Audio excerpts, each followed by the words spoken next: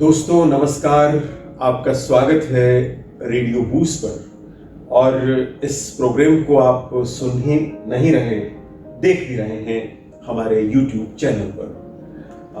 आज हम चर्चा करने जा रहे हैं एक बड़ी फेमस, बड़ी प्रसिद्ध पुस्तक है smart thinking skills for critical understanding and writing, जो मैथ्यू एलन की बुक है।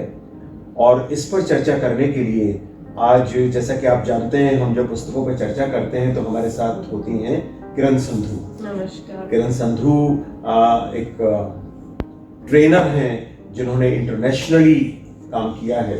दुनिया भर के देशों में तरह तरह की साइकोलॉजी रिलेटेड, पर्सनालिटी डेवलपमेंट से रिलेटेड ट्रेनिंग्स के लिए काम किया है और इन दिनों भारत में रहकर सब काम कर रही हैं। आज हमारा सौभाग्य ये है कि आज मेरे गुरुदेव डॉक्टर सतीश आर्य, जो अंग्रेजी विभाग के भिवानी यूनिवर्सिटी में प्रोफेसर एंड हेड रह चुके हैं, और सबसे बड़ी बात यह है कि इन्होंने अंग्रेजी साहित्य को भारत में पॉपुलैरिटी दिलाने के लिए बहुत सारा अनुवाद भी किया है, लोगों को उस स्वाद तक पहुंचाया है जो शायद वे उस भाषा की अधिक जानकारी ना रखते हुए ले नहीं पाते। लेकिन मजेदार बात यह भी है कि हर साहित्य का विद्यार्थी या शिक्षक कहीं ना कहीं मनोविज्ञान से भी जुड़ा होता है। तो प्रोफेसर डॉक्टर सतीश आर्य, आपका भी स्वागत है इस चर्चा में। जैसा कि अभी हमने आपसे कहा कि हम एक पुस्तक पर चर्चा कर रहे हैं, और एज एन एक्सपर्ट इस बातचीत में हमें आपसे ये उम्मीद रहेगी आप भी एक कमेंट्री करें, आप भी अपने विचार प्रस्तुत करें, तो हमारे जो लिसनर्स हैं, हमारे जो श्रोता हैं, दर्शक हैं, उन्हें बहुत लाभ होगा। तो किरण, थोड़ा सा, चूंकि तुमने इस किताब को बहुत अच्छे तरीके से पढ़ा है, एक बैकग्राउंड थोड़ी सी आप हमें दें इस पुस्तक की कि क्रिटिकल अंडरस्टैंडिंग और राइटिंग के लिए किस तरह की स्किल्स की ज़रूरत है, और ये किताब इस पर्पस को किस तरह से पूरा करती है। तो जो ये आपका प्रश्न है, ये बहुत ही उचित प्रश्न है राजेश्वर सर जी, क्योंकि किताबें तरह तरह की होती हैं, और समझने की ये बात पहले होती है कि आप किस किताब में कितना समय लगाना चाहते हैं। कई किताबें आप सिर्फ देख के मोटा मोटा जिसको कहते हैं कर्सरी ग्लांस लेके आप समझ लेते हैं, पर कई किताबों को आपको रुक के पढ़ना पड़ता है, अब्जॉर्ब करना पड़ता है, डाइजेस्ट करना पड़ता है, और खुद ही उसको एनालाइज भी करना पड़ता है कि मैं किस चीज़ को कहाँ पे क्या लागू कर सकता हूँ। तो इस किताब के बारे में जो मुझे बहुत अच्छी चीज़ लगी वो ये थी कि सिर्फ माइंड के बारे में ये किताब बात नहीं करती है, ये किताब आपको एक एक्सरसाइज की तरफ भी ले जाती है। तो जैसे जैसे ये किताब आगे बढ़ती जाती है, अलग अलग इसमें जो चैप्टर्स हैं, ज़्यादातर चैप्टर्स के बाद में वो जो लेखक हैं मैथ्यू एलन, वो रीडर्स से पूछ रहे हैं कि आप इस चीज़ को कैसे प्रैक्टिकली अप्लाई करेंगे। किरण, एक मिनट के लिए मैं रोकूंगा। एक बड़ी अच्छी बात मेरे ख्याल में आ रही है। अब इस चर्चा से पहले बुक्स किस तरह की होती हैं और किस तरह से पढ़ी जाती हैं, कैसे की जाती हैं, प्रोफेसर सतीश आर्य ने एक बड़ा अच्छा कोटेशन हमारे सामने रखा था। जरा उस बारे में बताइए सर, किताब किस तरह की होती है, तो इस बात को, तुम्हारी इस बात से वो जुड़ के एक हमारे जो लिसनर्स हैं, श्रोता हैं, दर्शक हैं, उन्हें आनंद देगा। वो बताइए डॉक्टर साहब।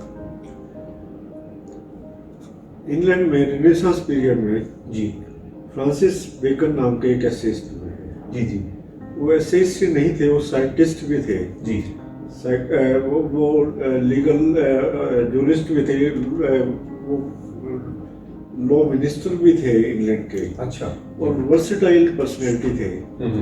उन्होंने कुछ एसेज लिखे थे, उसमें एक एसे जो मुझे बहुत प्रिय है, उस एसे का नाम है ऑफ स्टडीज। क्यों किताबें पढ़नी चाहिए, इसके बारे में वो बहुत छोटा सा एसे है, 2-2.5 पेज का। जी। तो उसकी कोटेशन में राजेश्वर जी से अभी शेयर कर रहा था कि some books are to be tasted, some books are to be swallowed, some books are to be thoroughly read। कुछ लंबी कोटेशन है, लेकिन उसका भाव ये था कि कुछ किताबें तो आपने सिर्फ थोड़ा सा टेस्ट किया, जैसे एक डिश को टेस्ट करते हैं और आगे चल पड़े। कुछ बुक्स को आप जल्दी जल्दी पढ़ लेते हैं without thinking about the quality और द टेस्ट और the flavours. But there are certain books where you have to read patiently, thoroughly, and critically, and to digest whatever is written in the book. तो chew करना पड़ेगा, chew करना पड़ेगा, chew and digest. Yes yes, आप उसको चबाएं धीरे धीरे, chocolate की तरह, चॉकलेट की तरह चबाएं, किसी भी चीज की तरह चबाएं, जो चीज आपको लेकिन स्वाद लगे। you have to cull the juices, Yes. and you have to enjoy the flavors, the taste, Savor it, जिसको हम savor कहते it, हैं। savor it, and then you have to enrich yourself with whatever is written in the book. तो studies बहुत important हैं, और किताबों की स्टडी जब आप करते हैं जी, और जैसा कि इन्होंने अभी कहा कि जो कुछ आप पढ़ते हैं उसको जीवन में अप्लाई भी करते हैं, तो फिर आनंद कुछ और बढ़ता है। यही तमीज ये किताब सिखाती है। अब आप कंटिन्यू करें, हाँ, आप तो जरूर। बता ही रही थी इस बात को। हाँ, तो मैंने इस किताब को कैसे सेवर किया उस पे आते हैं। तो सबसे पहले तो जो मेरे को चीज़ बड़ी आकर्षित लगी इस लेखक के बारे में वो ये थी, you know, practical approach to, आप छोटी छोटी चीज़ों को कैसे पहले तो एसोसिएट करते हैं, आप माइंड मैपिंग की तरफ कैसे आगे बढ़ते हैं, आप अपने कॉन्टेक्स्ट में रोजमर्रा की लाइफ में क्या चीजें ऐसी हैं जो आपके लिए क्रिटिकल हो सकती हैं, क्योंकि ऐसा हो सकता है कई चीजें शायद प्रोफेसर साहब के लिए क्रिटिकल ज्यादा हो सकती हैं as compare to your situation. तो उसको समझना और उसको लागू करना, जैसे कहते हैं ना, one shoe doesn't fit all.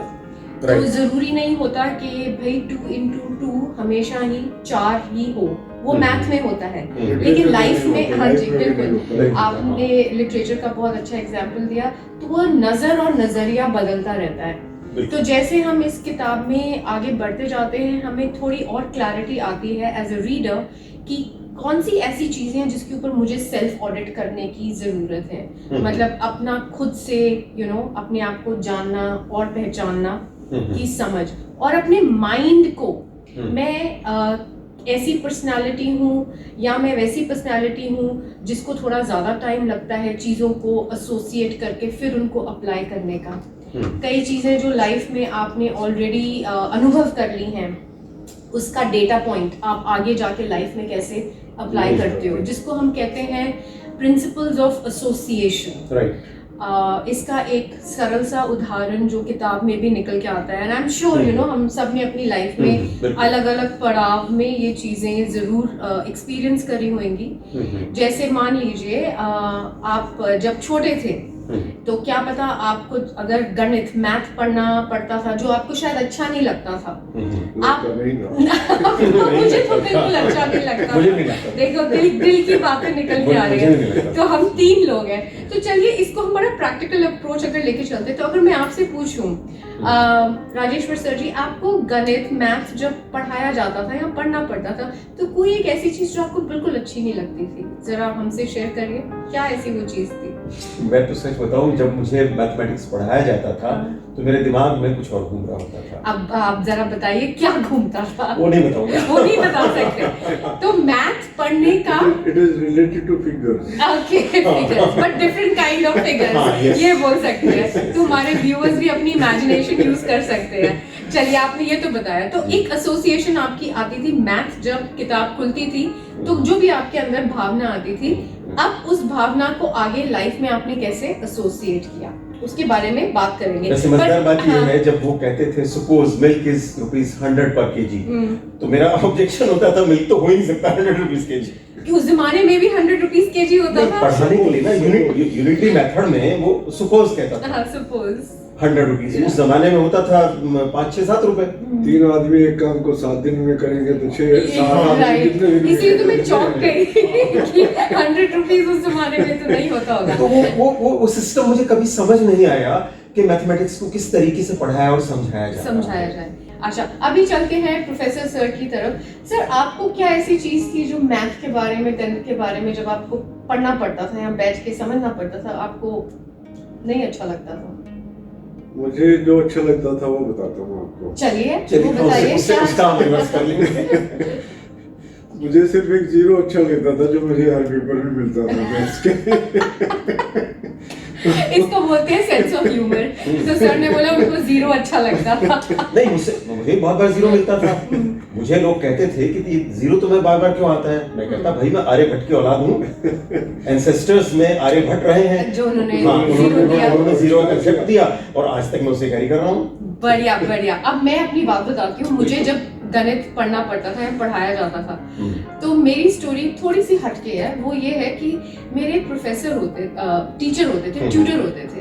तो वो आते थे मेरी ट्यूशन लेने, क्योंकि मैं गणित में बहुत ही माहिर थी, मतलब कमजोर माहिर थी। एंड उनका ना एक तकिया कलाम होता था जिसको कहते हैं ना पेट पीव, जहाँ पे भी मैं अटक जाती थी, जैसे यूनिटरी मेथड हो गया या बॉडमॉस हो गया, जो मुझे अभी तक नहीं आता व्यूअर्स। कहाँ ब्रैकेट्स खुलने, हाँ मैं कहता इतना बदमाश है कि इसको समझने की जरूरत ही नहीं है। तो उनका क्या तकिया कलाम होता था, वो बार बार जहाँ पे भी मैं गलती करती थी वो मेरे को बोलते थे तुम डफर हो, यू आर अ डफर। अब साइकोलॉजिकल लेवल पे आप एक बच्चे को अगर बार बार ये चीज बोलोगे जो पॉजिटिव बिल्कुल नहीं है, चाहे उनकी इंटेंशन पॉजिटिव ही होगी कि भाई इसके अच्छे नंबर्स आने चाहिए, आफ्टर ऑल उनके ऊपर भी रिफ्लेक्ट होता है ना कि वो मेरे को कैसे समझा पा रहे हैं या नहीं समझा पा रहे हैं। लेकिन हुआ क्या, अब आगे चल के लाइफ में मुझे गलतियां करने से बहुत डर लगना शुरू हो गया। क्यों? क्योंकि साइकोलॉजिकली अब आप एक बच्चे को अगर बार बार गलती करने का कॉन्फिडेंस ही नहीं दोगे और आप बच्चे को बार बार ये बोल रहे हो यूर अ डफर, क्योंकि डफर का एक्चुअल मीनिंग क्या है, it's not just the dictionary meaning. Real life में जब आप 6, 7, 8, 9 साल के होते हो जिसको हम बोलते हैं it's a sort of rejection. Absolutely, rejection and undermining somebody's self esteem, self confidence. तो अब उस स्थिति में आगे बढ़ के लाइफ में आपने कैसे एसोसिएट किया कई चीजों से जिससे आपको शुरू में डिसलाइक होना शुरू हो गया। तो instead of opening yourself up to acceptance और आगे बढ़ने का जिसको कहना चाहिए एक तरीके का प्रोत्साहन, वो नहीं रहा। तो उसका जो इफेक्ट हुआ वो ये हो गया कि परफेक्शन की खोज में, which is again another way of living, but perfection की खोज में आपने जो एक्सपीरियंसेस लेने थे जो ग्रेजुअली आपके लाइफ में आने चाहिए थे, आपने एक रेस सी लगा दी कि भाई मेरे को डफर नहीं रहना है और मेरे को डफर प्रोजेक्शन नहीं चाहिए, मेरे को बल्कि एक्सेल करना है। तो अगर इसको गहराई से देखा जाए तो for me it really didn't work. अगर कोई बोले ना कि रिवर्स साइकोलॉजी होती है कि अगर आप बच्चे से कोई ज्यादा अच्छी चीज करवाना चाहते हो तो आप ये रिवर्स साइकोलॉजी के साथ चलिए कि आप बोलिए आपसे तो होएगा ही नहीं, फिर जो बच्चा है और जिससे उसकी पर्सनालिटी आगे बढ़ेगी उसको लगेगा नहीं ये मैं कर सकता हूँ। But like I said in the beginning, you know, one shoe doesn't fit all. तो ये जरूरी नहीं होता है। तो इस किताब को जब मैंने पढ़ा और एसोसिएशन का कॉन्सेप्ट समझना शुरू किया तो मेरे खुद के ऐसे बहुत सारे जिसको कहना चाहिए आपको डार्क पॉइंट्स निकल के सामने आए related to analytical skills. Absolutely. तो इनको समझ के अब आगे इन पे आप कैसे इम्प्रूव कर सकते हो उसका एक अलग लेवल का कॉन्फिडेंस आ गया। तो हमारे व्यूअर्स से भी हमारा यही अनुरोध है कि इस बुक को आप अगर जितने ओपन माइंड से पढ़ेंगे और कोशिश करेंगे समझने की, उतना ही ज्यादा आपको बेनिफिट जरूर मिलेगा। तो बेनिफिट की बात करते हुए मैं प्रोफेसर सर से पूछना चाहूंगी, सर ये तो खैर आपने बोला कि जीरो आपको बहुत ही भाता था, पर आगे चल के अगर आप कुछ अपने बारे में ये शेयर करना चाहें कि जब आपने एनालिटिकल थिंकिंग करनी शुरू करी तो आपने क्या क्या बेनिफिट्स देखने शुरू करी है अपने लाइफ में? देखिए, इसको दो एंगल से हम देख सकते हैं। एक तो आपने ये कहा कि एक रिएक्शन आया कि मैंने एक्सेल करना है। मेरे में ये रिएक्शन आया कि मैं मैथमेटिक्स कभी सीख नहीं सकता। स्केपिंग के चले गए कि भाई नहीं ये अपने बस का नहीं है। तो उसको हमने दूसरे ढंग से मॉडिफाई किया and I move from this kind of mathematics to languages and literature.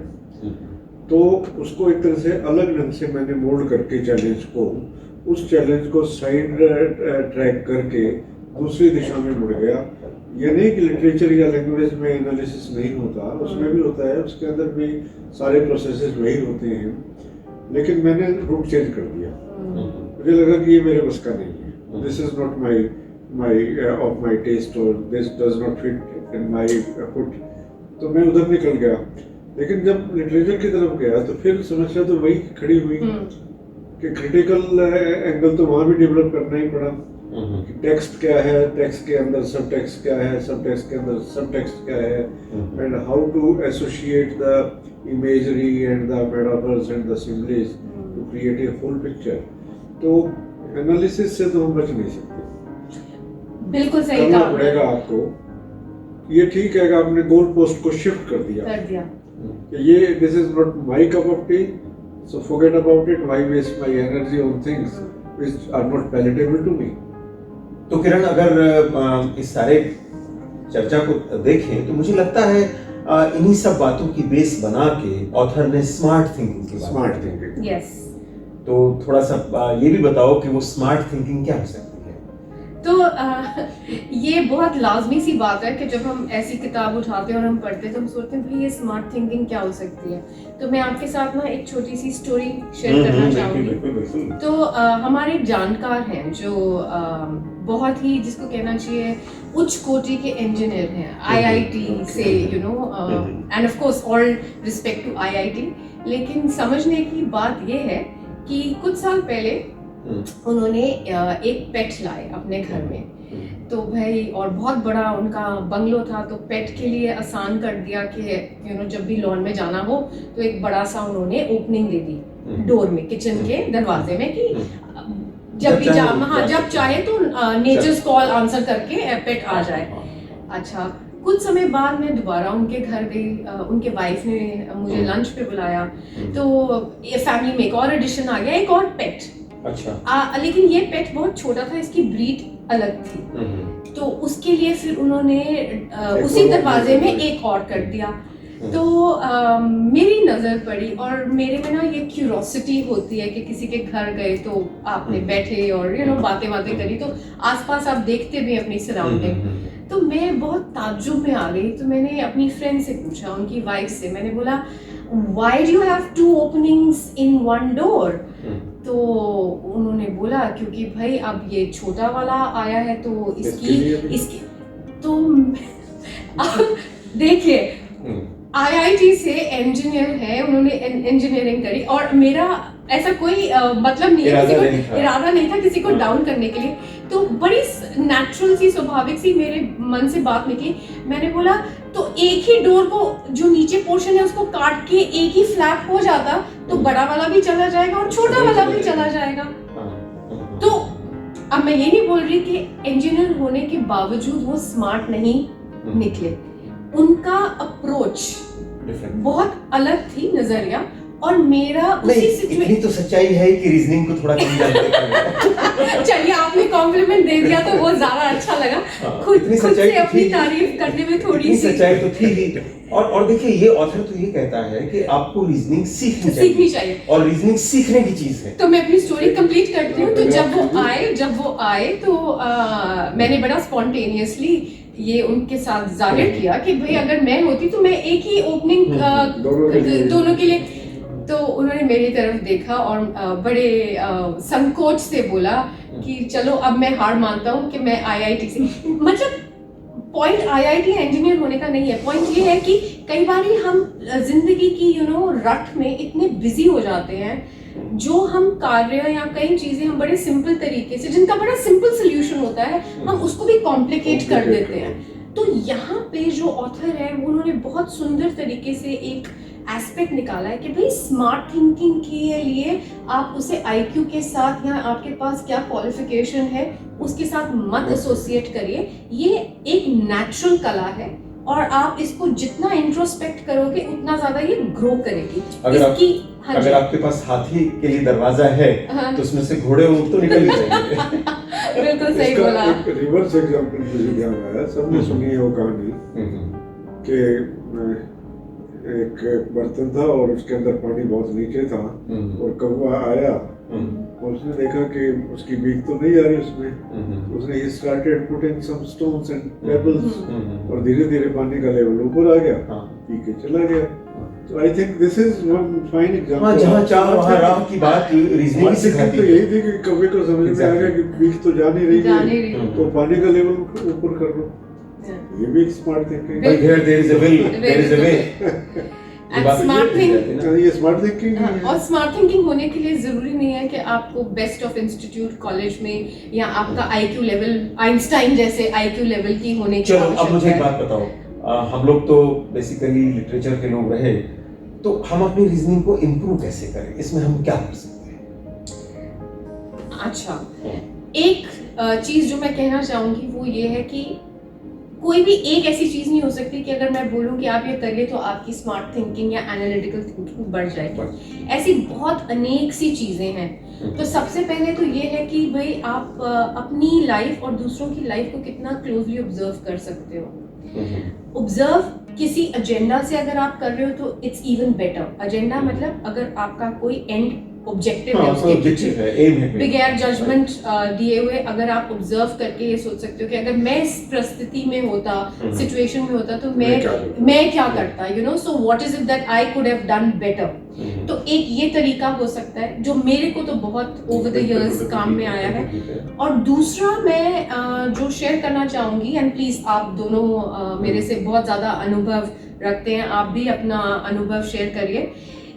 वो ये है कि कभी भी कोई नई चीज ट्राई करने से या लर्न करने से अपने आप को पीछे नहीं रुकना चाहिए। सो ये दो सिंपल चीजें मैं आज शेयर कर रही हूँ। आप बताइए सर, आप इसके ऊपर और क्या ऐड करना चाहेंगे? पहले मैं एक नॉवल जो मैंने पढ़ा था और पढ़ाया भी था, हेनरी फील्डिंग का एक नॉवल था जोसेफ हेनरी। उसके अंदर एक पादरी होते हैं और बहुत ही अपने में मस्त खोए हुए। तो एक रास्ते से वो जा रहे हैं और रास्ते में कीचड़ है बहुत ज्यादा। वो रुकते हैं, उन्हें क्या करें, फिर वो कीचड़ में पाँव रख के निकल जाते हैं, सारे लथपथ हो जाते हैं। देन ही मूव्स बैक और देखते हैं कि साथ में एक और रास्ता था जिससे वो निकल सकते थे बिना पाँव को खराब किए। तो एक्सपीरियंस, जहाँ हम ऑब्जर्वेशन की बात करते हैं, वहाँ जो एक्सपीरियंस हैं आपके, अगर आप उन एक्सपीरियंसेस को एनालाइज कर सकते हैं तो शायद स्मार्ट थिंकिंग की तरफ एक स्टेप आपका हो जाता है। राइट। मेरे ख्याल से 3 स्टेप्स हैं इसके।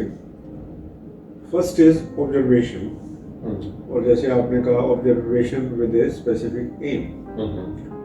ऑब्जर्वेशन के बाद सेकंड स्टेप आता है इंटरप्रिटेशन का। ऑब्जर्वेशन, उसके बाद absorption. Second step is absorption. जो कुछ आपने ऑब्जर्व किया उसको आप एब्जॉर्ब करें, एक तरह से chewing upon the observation, and on the basis of what you have absorbed you start analysing. उसमें एनालिसिस करेंगे। तो एनालिसिस करेंगे तो you are moving towards smart thinking. नहीं, बिल्कुल ठीक कहा आपने सर। तो ऑब्जर्वेशन, एब्जॉर्प्शन, और फिर उस एब्जॉर्प्शन के बेसिस पे जो डाटा आपके पास आया है उसको आप क्या कर रहे हैं, कीप मूविंग फॉरवर्ड। एक्चुअली इस राइटर ने भी इस बात को कहा है, लेकिन इसने आपने जितने स्टेप्स बताए उन सारे स्टेप्स को इसने नॉलेज के खाने में डाल दिया। नॉलेज के खाने में डाल दिया। ये कहता है पहली चीज है आप नॉलेज एक्वायर करें और फिर उस नॉलेज से आप अपनी रीजनिंग डेवलप करें। तो यस, लेकिन यहाँ पे ना जो सोचने वाली बात है वो ये है, और मैं ऑथर को कॉन्ट्रडिक्ट नहीं कर रही, लेकिन मैं प्रैक्टिकल लाइफ को देख के बोल रही हूँ। अब क्या जो मैंने स्टोरी शेयर करी, तो एक आईआईटी इंजीनियर के पास क्या कम नॉलेज होगी? नहीं, नॉलेज तो बहुत है, टैसिट नॉलेज जिसको हम बोलते हैं, लेकिन कहीं ना कहीं पे वो स्टैग्नेंट अगर जहाँ हो गई, आपने अपनी खुद की ही लिमिट जिसको कहते हैं ना सीमा तय कर दी कि भाई मैं इसके बियॉन्ड बुक के हिसाब से ही चलूंगा या बुक के हिसाब से यू नो मेरी मैपिंग यहीं तक है, इसके बियॉन्ड नहीं है। सो ये क्योंकि अगर आप इस बुक को एज एन एग्जाम्पल लेके चलेंगे तो आप ये जरूर महसूस करेंगे, जो लेखक है इन्होंने ये किताब ज़्यादातर जो ऑस्ट्रेलिया की जनता है, और वो कहते भी हैं अपने फॉरवर्ड में कि मैंने ये ज़्यादातर उन लोगों के लिए लिखी है, क्योंकि कहीं ना कहीं पे अगर आप कल्चरली भी देखिए, और मैं ये नहीं बोल रही कि one culture is better than the other and vice versa, but एक ये ऑब्जर्वेशन है ग्लोबल, वो ये है कि आप नोटिस करिए जो ज़्यादा बाहर के लोग होते हैं ना, जो इंडियन कॉन्टेक्स्ट में हम जिसको कहते हैं ना हम बड़ी जुगलबंदी कर लेते हैं या जिसको हम मल्टीटास्किंग कहते हैं। हम सिर्फ एक चीज पे ध्यान नहीं देते, एक कार्य करने के टाइम हम काफी चीजों को मैनेज कर लेते हैं, जिसको कहते हैं ना हम लीनियर नहीं रहते अपनी थिंकिंग में, अपने एनालिसिस में।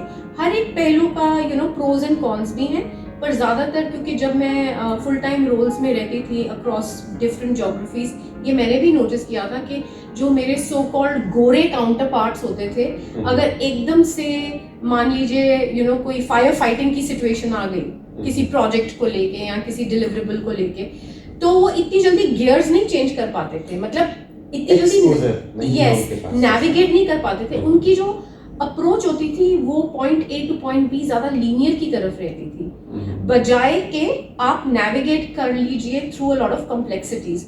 तो यहाँ पे जो गौर फरमाने की बात है वो ये है कि ऑथर ने एक ये बहुत ब्यूटीफुल एस्पेक्ट भी एड्रेस किया है। ज्यादातर जो ऑस्ट्रेलिया में जैसे लोग बेस्ड हैं उनको जागृत करने के लिए कि आप सिर्फ अपने आप को लीनियर लेके अगर चलेंगे और हर चीज का एक लीनियर सोल्यूशन देने की कोशिश करेंगे तो ये आवश्यक नहीं है कि आप प्रोग्रेस कर रहे हो अपने लाइफ के जर्नी में। इसमें मैं एक मजेदार किस्सा जोड़ दूं, क्योंकि थ्योरेटिकल बातें, थोड़ी समझदारी की बातें सुनना बड़ा मुश्किल हो जाता है। अक्सर ओशो एक कैरेक्टर के माध्यम से बड़ी सारी बातें कहते हैं, वो है मुल्ला नसरुद्दीन।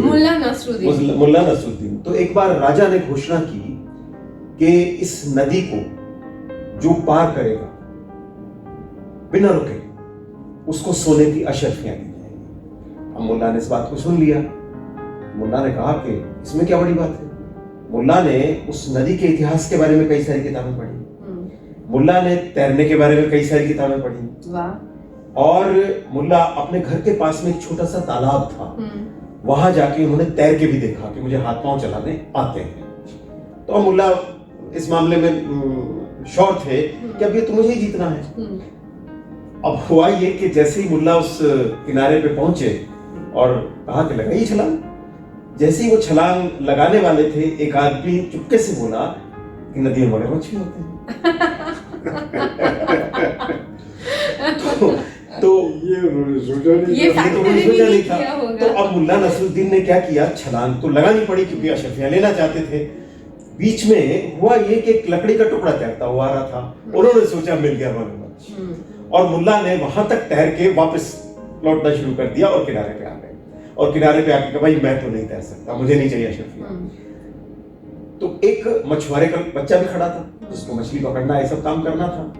तो उसने कहा कि साहब बड़े बड़े लोग इसमें पार्टिसिपेट कर रहे हैं, मुझे भी अलाउ कर दो। उसने कहा हाँ कोई बात नहीं, तुम भी कूदो।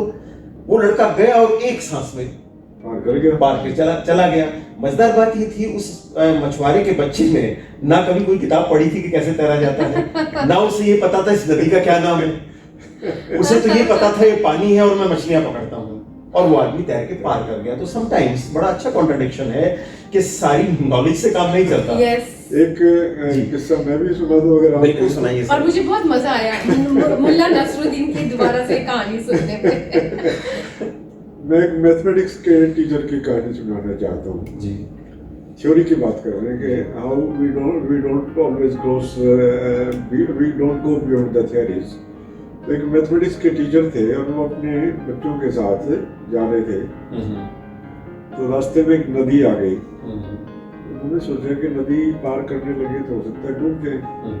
बच्चों को एक तरफ किया, एक छड़ी लाए, पहले किनारे पे लगाई छड़ी, नापा, फिर थोड़ा सा और आगे गए, फिर नापा, फिर नदी के बीच तक गए, फिर नापा, और फिर उन्होंने मेजरमेंट की, अपनी एवरेज निकाला। बोले नहीं कोई थोड़ा पानी है, निकल जाएंगे। और सारे के सारे बच्चे डूब गए उनके, जब नदी के बीच में पहुंचे। वापस आए, फिर दोबारा कैलकुलेट किया, बच्चे भूल गए, बोले थ्योरी में कैसे गड़बड़ हुई। फिर उन्होंने जब देखा कि बिल्कुल वही डायमेंशंस पे निकल के आ रही, बच्चे डूब कैसे गए? रकबा झोंका क्यों, गुणबा डूबा क्यों, रकबा झोंका क्यों, गुणबा डूबा क्यों। तो मतलब ये है कि कई बार हम थ्योरी में इतने ज्यादा फंस जाते हैं। भाई नदी सिर्फ एक डेप्थ ही तो नहीं है, फ्लो भी तो है। हाँ, वो फ्लो बच्चों को ले गया बाहर के। तो कहने का मतलब ये है कि जब हम थ्योरी के बॉक्स में फंस जाते हैं तो बॉक डाउन हो जाएंगे। तो sometimes you have to think out of box as well. इसके जो स्मार्ट थिंकिंग जो बात कर रही है उसको एक और नाम भी दिया जा सकता है, आउट ऑफ बॉक्स थिंकिंग। जब आप बॉक्स से बाहर निकलेंगे तो हो सकता है कोई नया या मिल जाए आपको सोचने का और नया तरीका से आप। किरण ऑथर ये भी कहते हैं कि स्मार्ट थिंकिंग जो है ये बहुत हद तक आपके एटीट्यूड से जुड़ी हुई है। इसमें बाकी सारे जो फैक्टर्स हैं वो कभी कभी उतने ज्यादा काम नहीं करते, आपका एटीट्यूड भी काम करता है। बिल्कुल, एटीट्यूड निर्धारित करेगा कि आप और कितनी आगे जाएंगे या अपने या आप नहीं को जाएंगे। या नहीं जाएंगे, या आप कितने डॉगमेटिक हो जाते हो अपनी, जैसे सर ने बोला कि बस थ्योरी को लेके। तो एटीट्यूड तो बहुत ही इम्पोर्टेंट है। अब एटीट्यूड होना चाहिए। अगर आपको कोई चीज पानी है, आप उसे पाना चाहते हैं, तो कोई भी माध्यम, कोई भी रास्ता निकल आता है। You have to be open to it. Scientist से तो कौवा ही ज्यादा बेहतर था। तो वही सब जिसने पेबल्स उठा के डाल लिए। तो हम ये उम्मीद करते हैं कि जो भी हमने आज चर्चा करी और अपने व्यूज शेयर करे हैं वो कहीं ना कहीं पे मोटिवेट, प्रोत्साहन देंगे हमारे व्यूअर्स को बिल्कुल कि वो और भी ज्यादा स्मार्ट थिंकिंग की तरफ। एक बात मैं और ऐड करना चाहूँगा। बिल्कुल करिए सर। कि इसको थ्योरी को डिस्काउंट नहीं करने। Yes, theory is important. कभी ये सोचे कि ये तो सब बकवास है, मक्कम है। नदी को तैरने के लिए नाव बहुत जरूरी है।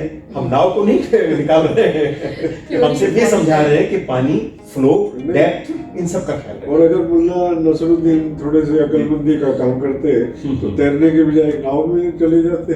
पारी तो करनी थी नदी। पारी तो करनी थी, हाँ, उसने ये थोड़ी कहा था। उसने ये थोड़ी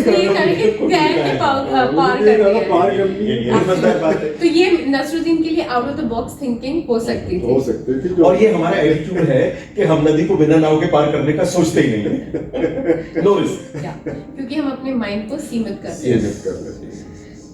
चलिए, बहुत बहुत शुक्रिया प्रोफेसर सतीश आर्य, आप आज हमारे इस प्रोग्राम में आए और आपके आने में ज्ञान और ह्यूमर दोनों चीजों को इसमें जोड़ दिया। और किरण तो जैसा कि हमारी एसेट है, ये तो भाई मेजर है इस फील्ड में, इनसे तो हम ज्ञान लेते ही रहते हैं। और मैं सबके बीच में बैठ के मुल्ला नसरुद्दीन बन जाता हूँ, उसका आनंद लेता हूँ। और आप कमाल के मुल्ला नसरुद्दीन बनते हैं। बढ़िया तैराक है, आप पार कर ही जाएंगे जरूर। चलिए, हमारे श्रोताओं, हमारे दर्शकों, आपने इस चर्चा को सुना। हम समझते हैं ये आपके लिए उपयोगी सिद्ध होगी। आनंद तो आपने लिया ही होगा। बहुत बहुत शुक्रिया, नमस्कार, धन्यवाद। धन्यवाद।